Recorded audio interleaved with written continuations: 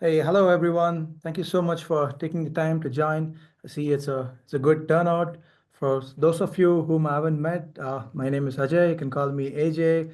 I lead a team of design architects here. I belong to the customer success org, and we have some exciting content to talk about today. We're all excited to see how the transition and the shift to the 47 days cert is. So with that said, I'm going ahead and kicking off this webinar. So I'll give a quick overview of the agenda we're going to talk about. So first is what this mandate is about and what it means to us. And automation is a big, broad term. It's an umbrella term, right? So what is automation and what are the methods which from AppViewX we're going to talk about today? And again, since I mentioned that automation is an umbrella term, how we tackle that, right? So we're going to walk through the people, process, the product framework, how all these things tie together and come in. And finally, the product demo, what are the product touch points where we're going to walk you through how you can set up things and how you can start with the automation journey, right? And then finally, like summary, and then open it for Q&A, right?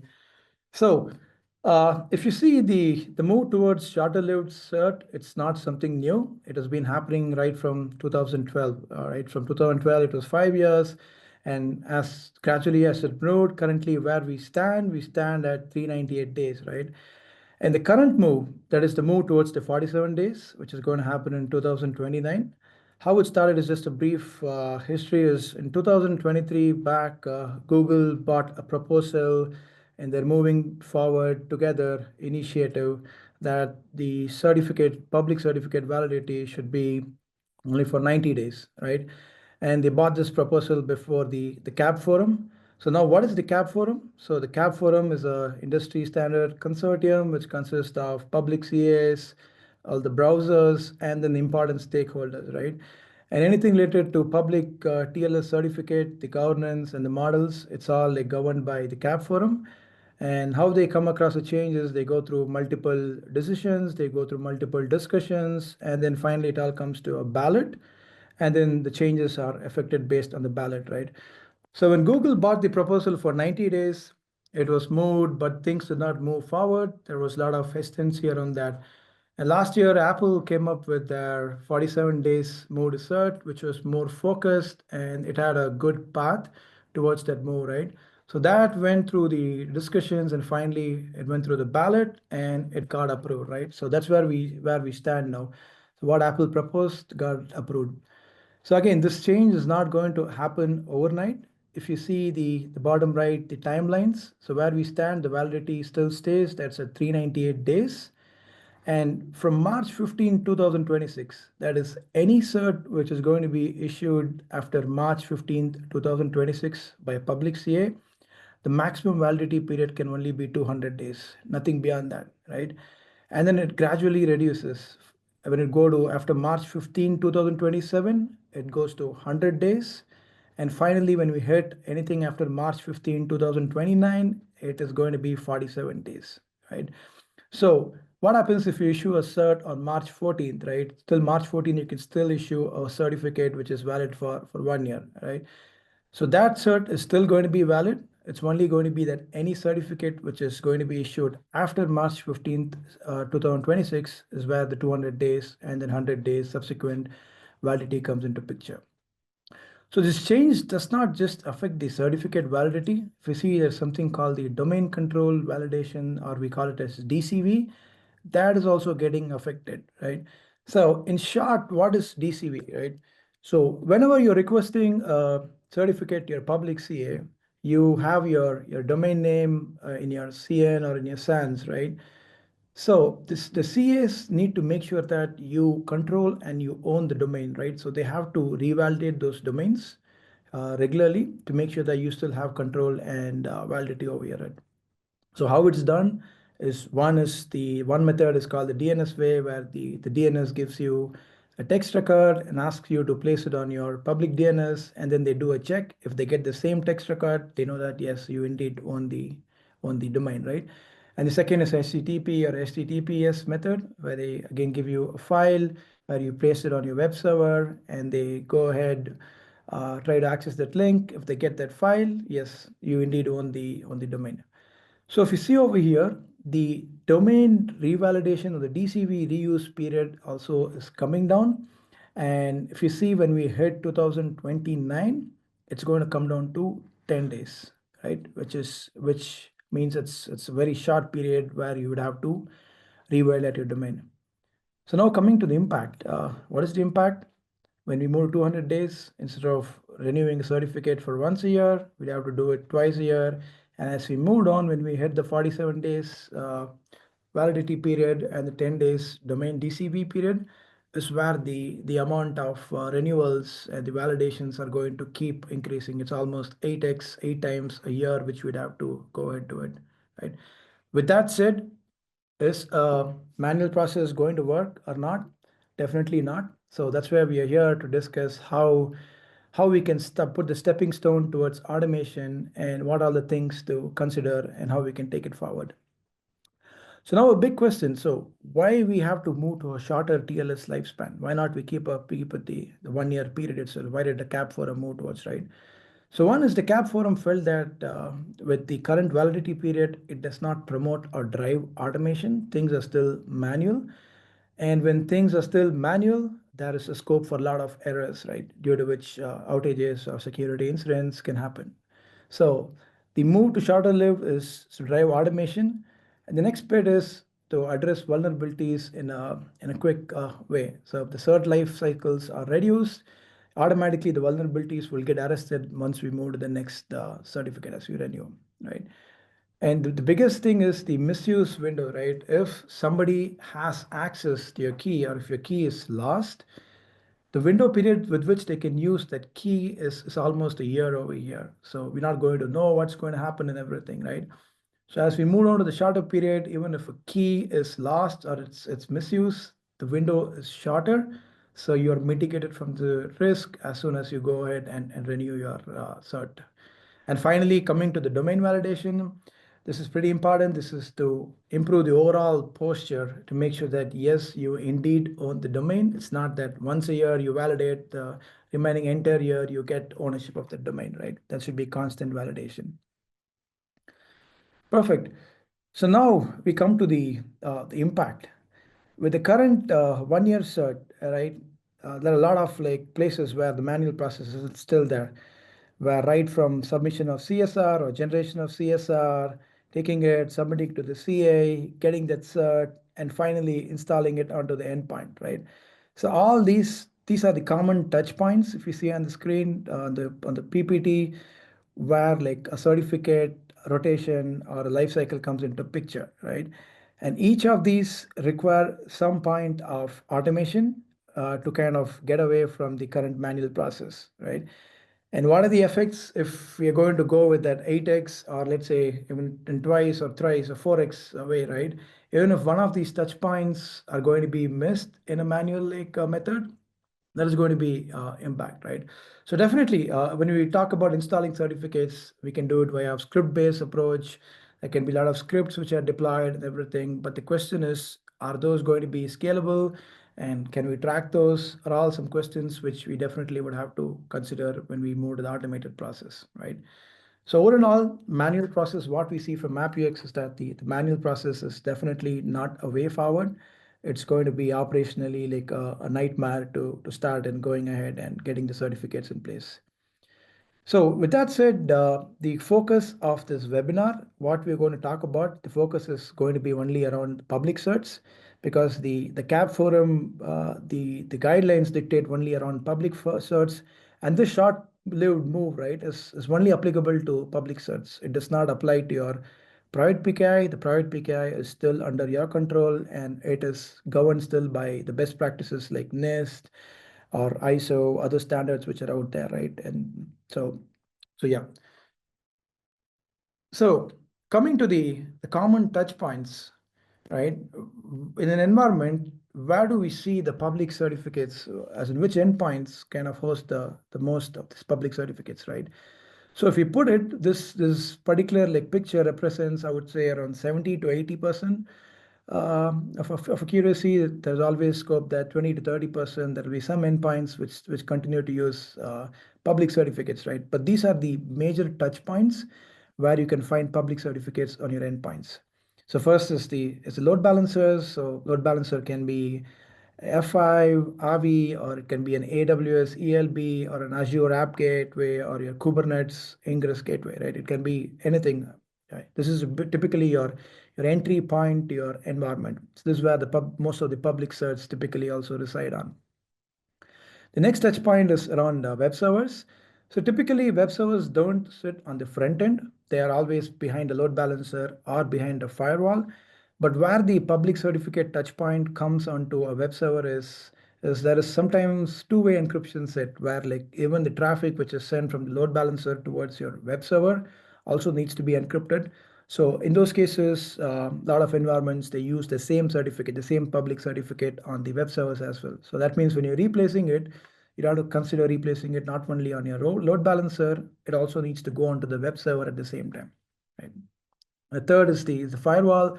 So it comes to firewall, like a lot of security inspection needs to happen. So the firewall should be able to open the traffic, see what's going on, and then repackage it and send it across. So for that, it needs the private key. So there's also a touch point for public certificates sitting on the firewall. At the same time, firewall can also do SSL termination, like just like how a load balancer does.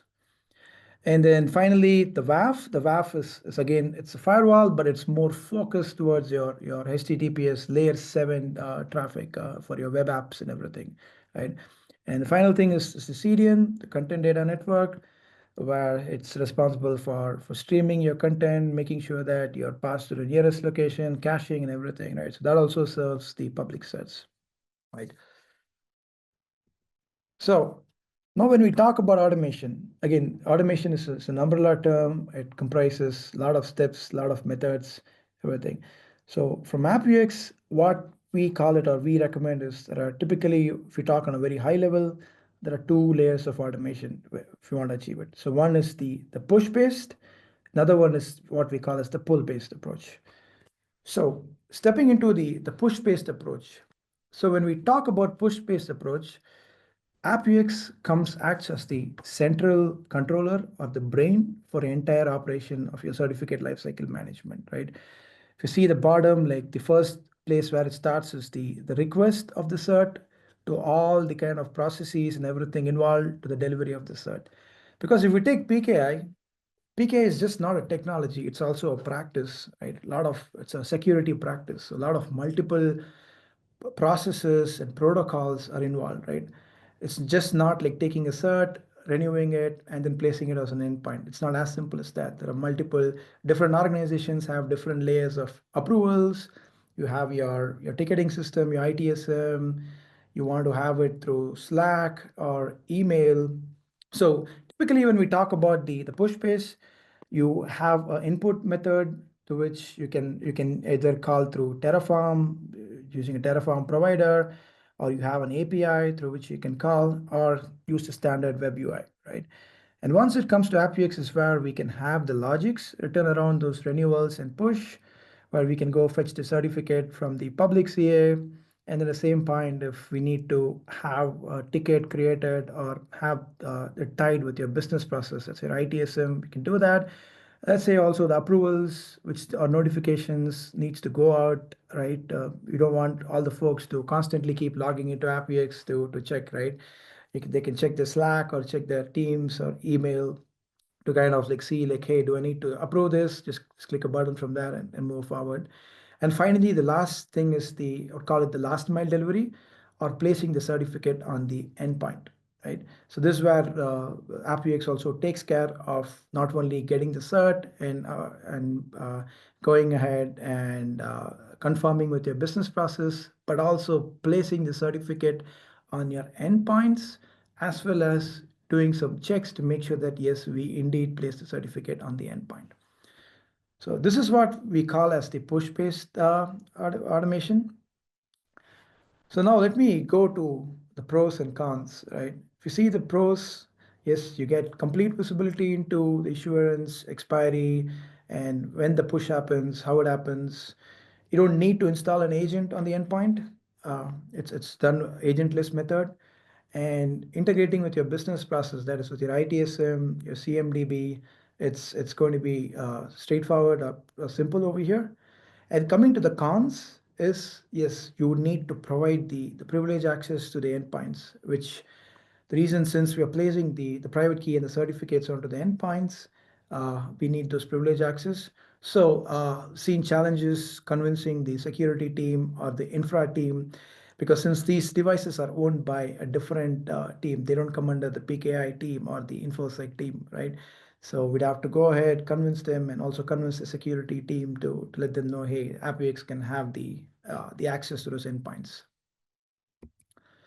All right. So now the next approach is what we call the pull-based automation. So pull-based automation, how it works is it's an agent-based approach. So we recommend Acme. Acme is an industry standard protocol which has been out there. It was created by Let's Encrypt, right? So what happens is there is an agent which is installed on your endpoints, and the endpoints has a job scheduler which goes ahead and triggers this agent during a particular time. And then the agent checks that, hey, I have a certificate. Do I need to renew the certificate? Let's say like we configure it that, hey, if the certificate validity is going to be anything below 30 days, yes, go ahead, trigger the call to AppViewX, get a cert, and then place it onto the app, right? So now it's not as simple as that. There are a couple of security checks in place. How the protocol works is you need to indeed verify that the request you're placing, you do own the domain, the FQDN which you're requesting for, you do own that in the cert, right? So typically, like there are two methods. One is the DNS and HTTP challenge.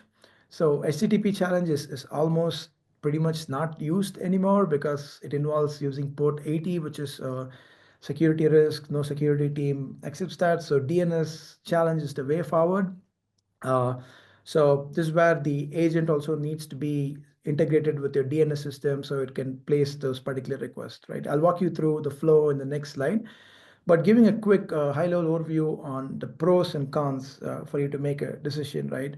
It works great for a large distributed environments where if for your endpoints and everything, right? You can just have this agent in your gold standard VM or your unified endpoint management tool distributes it across your different endpoints and then does the configuration, right? And the clients are responsible for their own certificate lifecycle because whenever they need a cert, they're going to go talk to AppViewX and their Acme request, verify with the DNS challenge, and once confirmed, they're going to get it, right? And it's a standardized protocols, so it's open source supported, right? But the cons, what happens is, yes, you would have to install the agent on the endpoint. So again, you'd have to convince the endpoint team. Setting up the DNS challenge, it is a complex thing to do especially when we're looking at multiple endpoints coming into picture. Scaling up can be a big challenge, right? And the one of the biggest also cons is you don't know what is happening under the hood. Since each of these agents or endpoints are responsible for their own renewal, let's say if something fails, it's very tough to go ahead and keep tracking things like what failed or how it failed, everything. So to have a centralized control with Acme, it's going to be pretty little challenging, right? And the last is not all endpoints support the binding of the certificate to the app, or some endpoints don't even support Acme. So before getting into this particular move, we'd have to check that, yes, does the app indeed support? If it suppose, does it need some scripts to perform the binding or does it not support it all? Right. Yeah, so how the standard Acme DNS challenge flow works, the Acme client, when it needs a cert, it sends a cert request to Acme server, which is nothing but AppViewX over here.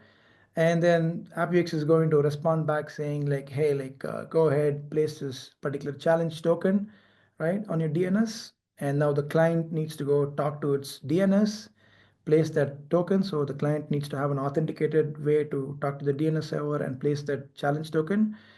And once it is placed, AppViewX, the Acme server will go verify. If it gets the same token back, we know that yes, this particular client indeed owns that domain. Let me go talk to CA, get a cert, and give it back, right? So with AppViewX, we have come up with our own method, where we have simplified. We saw this challenge that every client getting access to the DNS server and placing can be a nightmare, especially for the DNS team. So how we are simplifying it is instead of the client having to access the DNS, AppViewX accesses the DNS and places the challenge token on behalf of the client. So how it works is the client requests goes ahead, places a request to AppViewX, Acme request, and AppViewX is going to go take that challenge token and verify that does this client, we have a list, does this client, is it indeed like allowed to go ahead do this? If so, then we itself place that token on the DNS, and once DNS approves it, we verify it again with the DNS. Yes, indeed. Then great. Let me go talk to the CA, get the cert, and give it back. So the client over here is not doing any operation. This particular entire flow is centralized, where the only place the DNS server, as in the touch point of the DNS server, is from AppViewX. It's not from multiple clients, right? So with that said, so how do we start the move to the 47 days TLS cert, right? So we have a lot of participants, a lot of customers around, where some might be starting having a complete manual process, some would be in a semi-automated state, or some would be also in a fully automated state, right? So the way how we see it is, we see it in three ways to prepare, like for the move, right? So one is the people, the process, and the product. This is a framework what we recommend. So when it comes to the people, so this is where you have to go ahead, educate the teams, the folks around, as in make sure that, hey, they understand that, yes, that this is indeed a move, a radical move which has happened in the industry, and how things are and everything, and educate about the product, AppViewX product, how it can integrate. All those things go into picture over here, right? And coming into the process is where, again, as I mentioned, PKI is a practice, right? So we'd have to make sure that whatever process currently followed is basically documented and identified. So the same process or a similar process needs to be followed on the automation front. And finally comes is the product, how all these comes into picture on the AppViewX side. All right. So starting with the people, I see this is what takes the longest time, because most of the teams or endpoint teams, they are a little reluctant to provide access to their endpoints. They are like, I have my own scripts to do this. Why should I give access to a different tool? No, I don't want to do that. But that's a pretty challenging way, which I've seen for most of my customers whom I work with, right? So as a guideline, or probably like some touch points, I would say is where we have to start is first identify your public certificate estate, right? You need to go see where are the touch points, what we saw, the endpoints like load balancers and CDNs or firewalls. So those are the endpoints where typically you have to start and reaching out to those stakeholders, map those stakeholders. Second is build a centralized sheet or a data source to make sure that you have all those teams captured so that we get them into the automation purview. And yeah, this is where one of the main step is to educate the teams about this change, because a lot of teams are still not aware that, hey, the cert life cycles are going to come out, right? So this particular education needs to happen to those endpoint teams. So this is one point which I wanted to add is what I have seen work is start with the friendlies, the teams which are really like open to go for it. So they can definitely like work hand in hand with you, and having a win with those team would spread the word across different teams, which can get the other teams also into the automation purview, right? And run workshops. This is where AppViewX, we are going to partner with you. Our architects are very happy to jump on a call, go on a workshop with relevant teams to walk them through how the product works, what are needed, the prerequisites, and all those data points, right? And finally, once you do that, we get to the governance levels. We start off the pilot with 2 to 3 teams, start small so that like we have enough time to work what is needed. So once we have those first 2 to 3 teams onboarded with the automation, that's where it goes into a rinse and repeat model, right? And then next comes is the process. So the process is, again, I have broken down into touch points, right? So two main important touch point is what is the process for your enrollments and the current regenerations, how it needs to happen, right? So who can request certificate enrollment, as in who owns a certificate, right? And who needs to do approvals for a certificate, right? Does it need to go through multiple approvals? Because since it's public certificates, these requires cost, right? So definitely you don't just want to go keep renewing a certificate where it's not being used, right? The relevant cert owner needs to provide that data to us, right? And once the certificate is renewed or auto renew, right? Whom should he notify, right? And does it need to be captured in a ITSM in your change process somewhere? So these are all some things which you definitely would have to think about, right, before we step into the realm of automation. And same thing goes with endpoint delivery, right? You just can't take a certificate and go place it onto an endpoint whenever needed. So there'll be a lot of change processes involved. There'll be a lot of like change windows, which we have to adhere to, notifications which have to be done. At the same time, like, does it all need to go into a change ticket so that a year or 2 years down the lane, somebody wants to audit if the process is going, can they come and look at, right? So this is the next way touch point. And then comes this, yes, let's say if you're talking about ITSM, yes, everything needs to go into ITSM, right? If you have that kind of requirement, you need to consider for enrollments, regenerations, how does it kind of sync up with my ITSM integrations? Do I need to create request tickets? As in, how do I close it? Do I automatically close it? Or do I need somebody else to approve to close it? So all these things go into picture. The same thing goes with the endpoint delivery, right? Do I need to create a change window for it?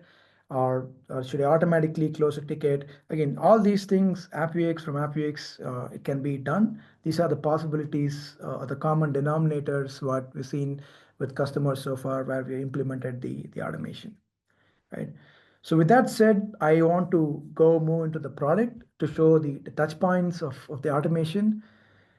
Let's say, let me go ahead. Right.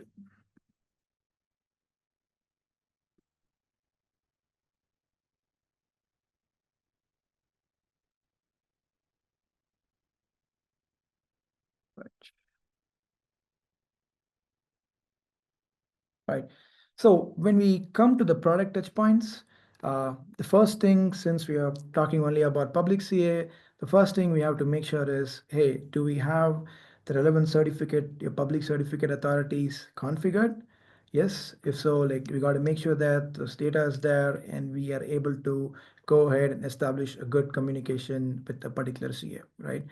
So once that particular checkpoint is done, is the next place is okay. Over here, let us say you don't know what are all the certificate authorities which you have, right?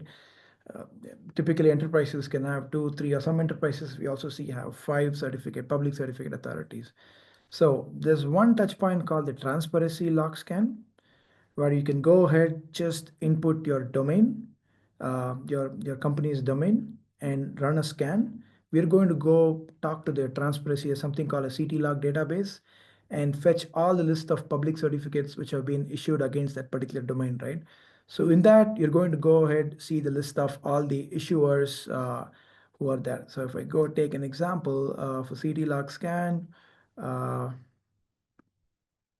right? You can go over here.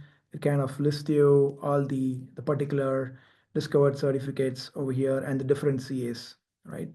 So this can be a good touch point for you to start if you feel that you still don't know like what are all the different certificate authorities sitting out there. Right? You just need to know the domain and go run the scans. So once the CAs are onboarded, the next touch point is where we'd have to get the endpoints onto the system, right? Because we have to place the certificate. Renewing or creating a cert is not, it's just half job complete. The remaining half job automation is to make sure that we can deliver the certificate to the endpoint, right? So we need to have the endpoint configured. So that's where AppViewX, we have the capability to onboard load balancers, your firewalls, anything on the cloud, that's your Azure, um, or AWS or GCP system, right? So when we go and onboard a device, let me quickly walk you through how it looks to onboard a device. So let's say we're talking about an F5, right? So we have the options. Let's say F5 is the vendor which you're using for load balancers. These are all standard details. So if you remember, I was talking about one of the cons of a push-based automation, right? Is where we would need the access to the device, right? Which means we would need the device credentials to log in and place the certificates, right? So that's where we have the option where we can go ahead, integrate with your PAM. So your PAM can be CyberArk, Thykartic, anything, right?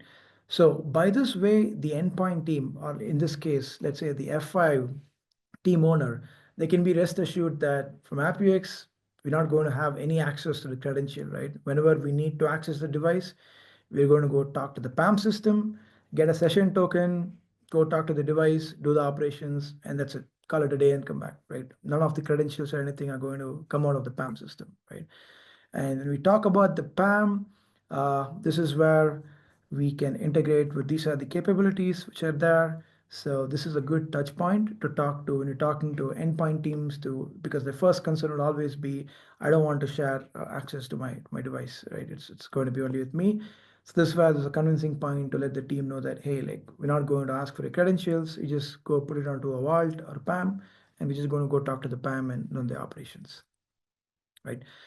So post this, we have the CS configured, and then we have the endpoints under the system, and that's where we're going to go run regular scans just to make sure that whatever certs are sitting out there, you have it onto inventory. So you go set up the scheduled scans, where it can be once a week, twice a week, depending on the schedule which you want to run it for, right?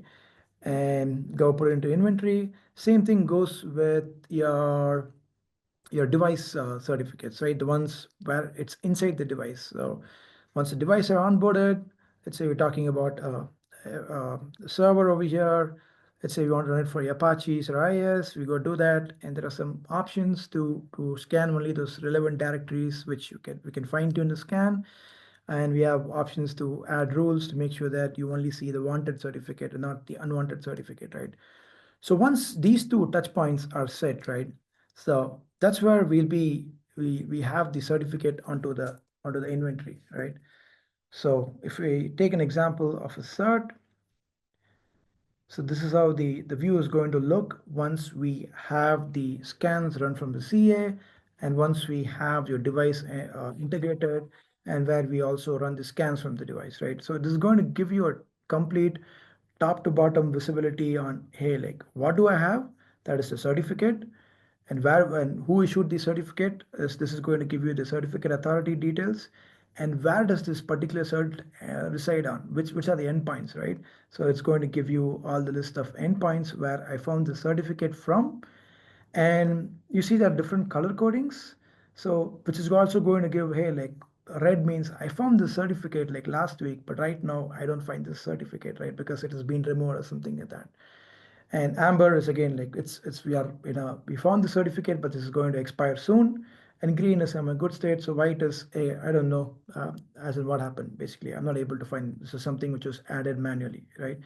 So this gives you a good touch point and a view to start your automation. The reason being visibility. Without having visibility, uh, running automation can be dangerous because you don't know what's going under the hood, right? So this is a typical or the starting touch point to have your automations enabled. So now comes to the next point. So now we have the certificate in the inventory. Now we have the integrations done. We can access the endpoint, right? So as we move to the shorter lived cert, right, we can't go and come to AppViewX and click on renew or regenerate the certificates like how we're doing once a year, right? As these life cycles comes down, let's say we go to the 47 days model, this operation has to be done manually 8 to 10 times a year, which is definitely not feasible. So that's where in the product we have the capability. If you see certificate groups are nothing but folders or buckets where you can classify or categorize your certificate into different buckets. And this also comes into picture when you're exposing it to your for self-service. We'll talk about that in a bit, right? But what happens is under the certificate group, you can enable. So let's take this particular group over here. So if you scroll down, there is an option call which says regenerate the certificate automatically. So when I checkbox this particular option, it gives me an input column where I can put 30 or 60 days and click update. So what's going to happen is all the certificates which are under this particular group, it's going to go be enabled for auto regeneration, where like when a certificate is going to come hit that 60 days of expiry mark, AppViewX is automatically going to go talk to the CA, get the certificate back, and then put it onto the inventory, right? And again, that's where there are some touch points over here where you can enable some emails, right? Let's say we set it for 60 days, right? You can set an email saying, hey, at the 30th, the 90th day, send a notification to the PKI team or to the cert owner saying, hey, your certificate is going to go automatically regenerate on the 60th day. Do you want to continue or do you want to retire the cert, right? So we can have those multiple notifications sent out.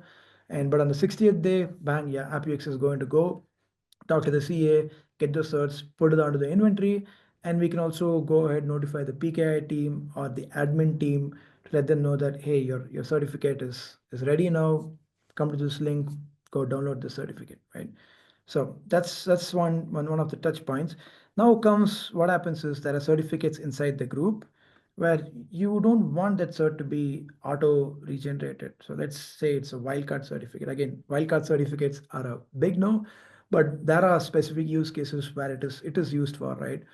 So in those cases is where you can go individually under the certificate, right? And there is an option over here. So once we enable it in the group, it's going to show up over here, that 60 days mark, where you can individually switch it off for that particular certificate only. So in this way, the certificates which you feel you want to have that manual control on, you can come individually go ahead, mark the certificates.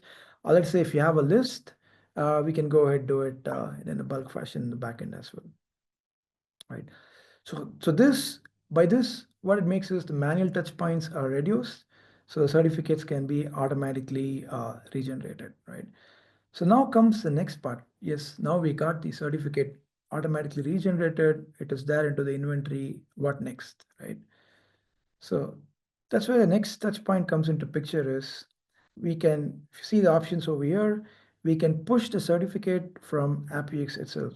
So when a certificate gets automatically regenerated, whatever connectors, so we call this the app connectors. So whatever connectors which are associated with the certificate, they get carry forward to the new certificate. That is, once we go talk to the CA, get the new cert, we are automatically going to go tag all these connectors which were there with the previous cert and keep it in process, where one option is either you can go automatically push it. So if you go under that connector, click on edit, there is an option which says push automatically, which means that anytime my cert gets automatically regenerated, if this option is enabled, I'm also going to go automatically place that certificate into the endpoint as well. And the same particular setting which I was talking about can be enabled on the group level as well. So any of the certs. So if you see, we have this option of uh, what is it? Yeah, push certificate automatically. So we choose that. So anytime the cert is automatically regenerated, and if it's got a connector, we're going to make sure that we're going to push it to that particular endpoint as well. And again, like that's where the option is there under the connector to uncheck it if you don't want it, right? So that is one of the options. So the other option is, let's say like I want to go ahead and schedule it, right? So I go click on push to the device, and all this, if you see these touch points, we can also do it from email or Slack notification, where once the cert is renewed, we can send you that the particular notification where you can run those operations from email as well, right? So if you see, there's an option where I do initiate a push. So that's where we can also have multiple layers of approval for this push.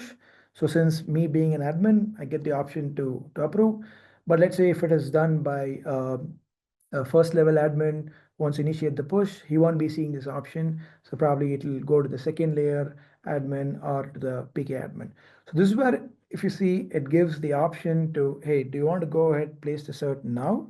Or do you want to schedule it? Let's say you have a change window which is there for this weekend on Saturday, right? Do you want to go place it for the Saturday? Yes, go ahead, specify the time, click OK. right? Now it goes into a work order action, and there's one more layer of approval, which is, okay, let's say you want a second layer of approval as well. You can have this where confirm that, yes, indeed, this change window is fine. I approve it, click OK, right? Now, if you see, this goes into a state called the push scheduler execution in process, where during a particular time and date, we're going to go place this particular certificate onto the endpoint, right? And all this can be again tagged to your email or Slack, where once the cert is placed onto the endpoint, is where we can go ahead and notify saying, hey, this process has been successful. We are good with it right now, right? So, so this pretty much covers on the how you can do the automation for existing certificates, right? So now comes the other point of visibility, right? Your end user team, they want to kind of know, hey, like, yeah, all this automation is there. How do I monitor it? Can you give me a portal to log in so I can go ahead and monitor my certificates, monitor the actions and everything, right? So that is where the system has the capability where we can expose it via RBAC. So if you go under the platform, we have granular roles. So take an example of this role. So we can go ahead, map only the specific functions or what the particular team has to do. So let's say if you're talking about certificate server action over here, a server certificate, do they get access to delete the cert? Do they get access to do a renew, revoke? All these can be granularly set so that when they log in, they can only do all those specific operations which they are permitted to, right? So that is on the role, and there's one more layer of RBAC, or one more layer of granularity, which we call as the resource. So this again ties into your certificate groups. So since we classify these certs into excuse me, different groups, so we can provide, hey, like what are all the groups does that particular user need to have access to? So when he logs in, he'll be seeing only the certificates which are absolutely there in that group. He won't be able to see any of those other certs, right? So that is the other layer of granularity which we have when we talk about resources, right? So how all this ties in together is we map it to user group, which then ties into your SSO or LDAP, through which the user can log in, right? So now, if you see the platform as such right now, you have multiple options around. This all looks very admin oriented, and there will also be a big learning curve for endpoints out there, for the cert or the end users out there, right? They would have to come over here, understand what each and every factor of this, right? So to make those simple is where we have something called functionality called pages, or basically build your own pages, build your own like web page, right? So if you say, if you go to automation under service catalog and under the store is where you see different built-in catalogs which come in. So take an example, like I want to expose it to a particular network service team, right? I can go preview this. So this is going to go uh, it's going to show like how this particular page is going to look. So all this is where certificate lifecycle management are the what do you say, the options which come in, right? So this is one particular page I wanted to show you. Let me actually probably log in and show you how it's going to look for an end user, right? So I'll create a test account, test user.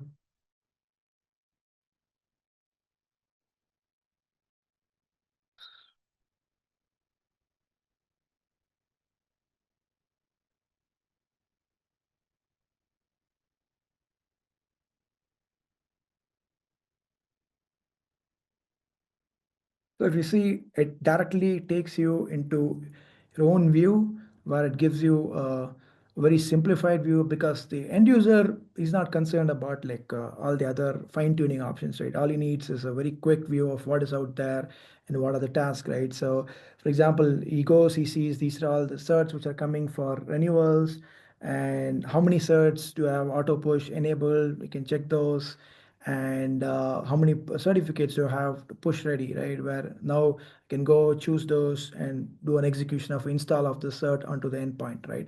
So all those actions and everything can be basically performed from here.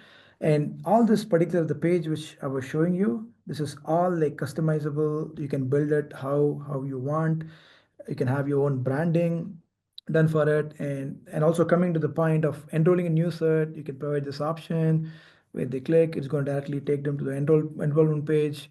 They can fill in the details. And again, this can go with the approval from the PKI team, what they need and everything, right? So in this way, you're going to go make sure that the journey for your end user, right, in this automation is going to be simple. They don't have to learn the product. They just get a simplified view and they can go run their operations and track their operations, right? So that's on the pages and the end user part. And the last final thing is how you can track your entire automations is where you have this inside dashboards, which shows you the operations. Hey, like how many certificates do I have the auto renewals enabled for, the option which I showed earlier, right? You can go track those certs where you can know that, hey, in my inventory, I see that around 2,265 certs are not automated. What am I going to do about it, right? So enable that. And then what is the monthly enrollments and the regenerations which are happening, right? So this comes into picture quick. And then you also have the dashboard for the Acme, the pull-based approach. So let me quickly walk you through the touch point for the Acme or the pull-based approach as well. So coming to pull-based approach is where under the auto enrollment, you have the option to go configure Acme, right? And you go ahead, you add your endpoints. So you provide the FQDN through to which the endpoint, the agent on the endpoint needs to communicate for a cert request and the challenge request. So this is where I was talking about the different challenge methods. So default is the standard DNS Acme process, right?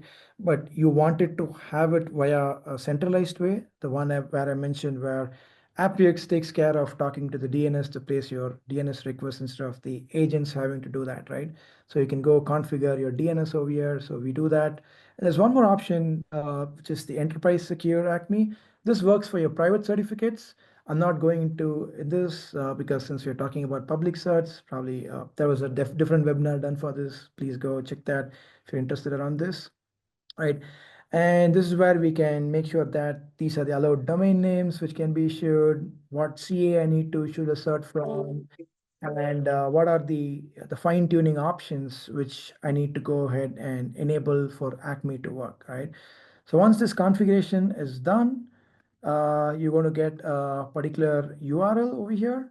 You see this particular URL. So you take this URL, we go hard coded onto the endpoints, and then the endpoint is going to go reach out to this URL and run those challenges to get this. But again, the cons which I mentioned is it's automation out there which is governed by the endpoints. So the visibility angle in part is limited. You don't have much hands on it, right? So now moving back to to summarize what we spoke, all right? So again, this webinar, what we want to keep is a touch point, a starting point. We'd like to discuss more about what your challenges are. But if I summarize or put it onto a mind map, is the first level, what you'd have to do is identify your public certificate estate, what is out there, right? You can take those 5 common public endpoints as reference, start reaching out to the teams and educating them about it, right? The next is now let's say you're talking to a particular team, be it your firewall or your server team. What is a suitable approach for your endpoint? Are you going to go with the pull based, which means that number one, does the endpoint even support Acme? Number two, if it supports, what is the agent I'm going to use? Because AppViewX also provides, we provide our own form of CertBot, own form of WinAcme, which is completely managed, and we provide the security updates for it. Or are you going to the open source method, right? And how are you going to maintain the distribution of those particular agents is the next part which you have to think about. DNS challenge is one crucial point to think about how you're going to handle that. Certificate bindings, as I mentioned earlier, apps like IIS, Apaches, they support Acme where the certificates directly goes into the application itself. So you don't need to do anything extra, right? But there are a lot of apps where you can't do the bindings. So where the Acme goes ahead, gets that certificate, places it onto a folder, but that's where you'd have to write some scripts or some form of automation to make sure that those certificates are taken from that folder and applied onto the app. So this is also one point to consider. And then scheduling, when are you going to schedule it? And the major part is how you're going to track the success failure. So these are some things which you'd have to think about when you choose the pull based. Coming to the push based approach is where like, yep, get your certificates, everything into inventory, how you identify your app owners and requesters, where we configure it as metadata inside the cert. There's an option which I think so I missed to show. I can quickly go back to that touch point there. So if you see, there is an option called certificate attributes, right? You can create a new attribute, call it like business owner, right? And give a value. We can make it mandatory, right? So once this is done, oops. Yeah, once it's saved, it goes into that. And when you go view any certificate, let's take this guy over here. If you see like those particular fields would come as certificate attributes. I haven't pushed or enabled it, but this is where you can go fill that particular attribute data point over here, like who's the business owner. And there's also an option how we can bulk update it, right? You don't have to do it one by one, right? So this gives you visibility into who the owner of the certificate, all the metadata attributes, the cost center, everything, right? Uh, yeah, so that's one point which you have to identify. And then how you're going to do the renewals. Are you going to have automatic renewals enabled, or are you going to do it still manually? Let's say if it's a wildcard, you decide to do it manually. Yep, those are all some things which you have to decide.